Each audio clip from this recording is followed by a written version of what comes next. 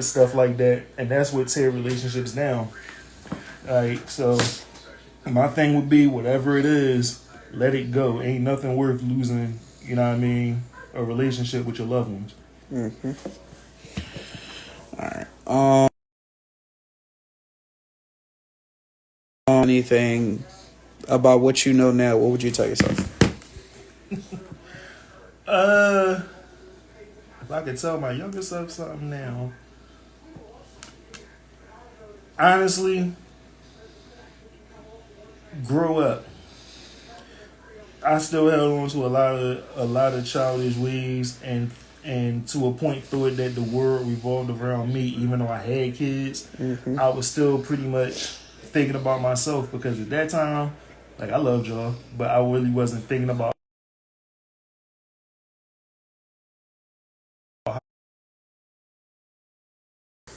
I don't just act in the spur of the moment.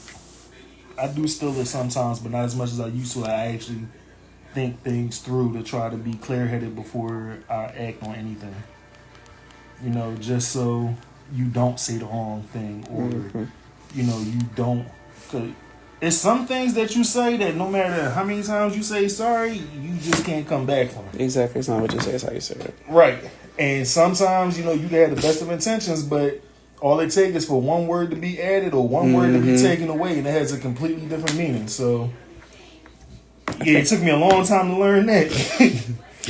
I think people really fail to realize that at the end of the day, that words hit differently, and you don't know how you really can scar somebody just by saying something, like by not thinking about what you say. Also, within the same sense, actually, I give a shout out to my friend. I will. We have a 5-year age difference, but he's like that older brother. Cause one, he's hot headed. We have that in common, but he has a way with his words that really will make you think about, in different aspects. I know when you're in the heat of the moment, you're dealing with something, you're only focused on your train of thought, how you feel about it. But somebody say something that's like, wait, pause. Let me put their stuff in their shoes. Let me think about what they're thinking. Let me give them, let me get some insight of how they're feeling, how we can diminish the situation. But overall, like I said, it is what it is. I mean, clearly time does heal all wounds.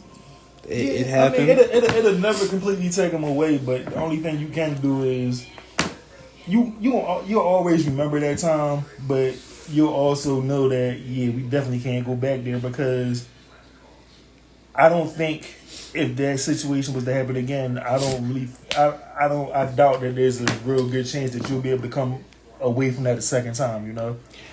I feel like you never can say never, because at the end of the day, things happen. Right. Even my mindset now, when it comes to the family, as much as when they do things, it gets up under my skin, I still have nothing but love for them. And that's what I always have to remember. Especially with everything that's happening within the family and all the older ones passing away. Right. We have to get to a place where we can actually have a conversation and resolve our issues, because if we're even at funerals and, we're all in our separate cliques, we're not talking to each other, we're having family gatherings and we're not able to talk to each other, is that really family? Because if we really do that with people out in the street, what's any different with the ones that we supposed to be kin to? And one thing about what we went through and where we got to now, it made me think about all the relationships that I had that was like that. And I don't know if you know, but you know the situation between me and your mother. Mm-hmm. And I sat there one day and I'm trying to figure out how did things ever get that way between us. And it's just like, it's been so long that you don't even remember the root of the problem. So one day I actually called her and apologized to her. I was there. For my part in that situation. I was there. And I think that was the first time in about over 15 years that we were able to have a conversation for more than 5 minutes without trying to tear each other's heads off at the end of it. I can't even tell you. Like, I was stunned when I hung up, when we finally got the phone. I was like, damn, we was on the phone for X amount of time and didn't argue. Like, this is the first time since, like, damn, like, I couldn't even remember how long it had been. You know what I mean? But I think what happens is that when you're first having issues with somebody, clearly it's going to be heated because you're both opinionated. But when time really sets in, and it gets to the point where you're playing like the same broken record, and it's like recurring, it's like, okay, how can we solve this? Because at the end of the day, what happened. You can't change the past. So either we can apologize and move on, or you can still harbor on it. And my thing is that if you really say you forgive somebody and you forgave them, it should not be brought up. Stop bringing it up, right? And that's the thing, that you can't repair if you're going to constantly go back to what caused the issue, because now the only thing you're doing is you're pissing yourself off and you're pissing off the person that you're talking to. Because if we're trying to move past it and we're trying to go forward, why are you bringing this back up? It's like, now I'm pissed off all over again now. I'm gonna be completely transparent, and this is revolving around your second marriage. When you and I got to the point where we were able to have the conversation and resolve things, and you felt as though that the relationship that you and I had hindered you from getting in cool with them, it bothered me in a sense, only because I felt like we had our conversation, we resolved it, we talk every day. I understand there's still a sense of you not forgiving yourself because of it.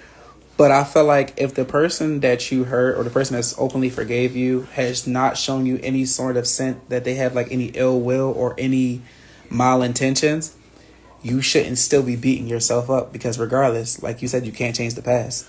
Right. I think for me, that was more along the fact of, I still deal with a lot of stuff. Like I'm on medicines right now for depression and anxiety, and I've spent time in Friends Hospital behind it. Mm-hmm. So that's like, that was always something that, depression bothers everybody differently. And for me, I overthink, and overthinking is the most dangerous thing in this world, because you'll create a whole scenario in your head that might be furthest from the truth, but you done made it real. Right. So yeah, I still beat myself up about it, because at the end of the day, I feel like I played a bigger part in the situation than what I should have, if that makes sense. Mm-hmm. So, I mean, like I said, it is what it is. It ain't no hard feelings. So, regardless, the relationship was what it was. We're in a whole different place. So, at the end of the day, why dwell on the past? Just move on. Right. So that is this episode of Repairing Damage and Broken Relationships. This will be on my YouTube channel. Please make sure to tune in, leave a comment, like, subscribe, and I'll be back with the next episode soon.